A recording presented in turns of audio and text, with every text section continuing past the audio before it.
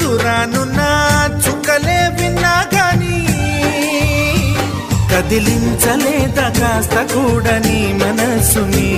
పరదాలు దాటి ఒక్కసారి పలకరించవేమి అందరినీ ఇలా వెంటపడి అడగాల సరదాగా నువ్వే ఎదురైతే సరిపోదా నిద్రపోతున్న రాత్రి నడిగా గుటికి చేరిన గువ్వల నడిగా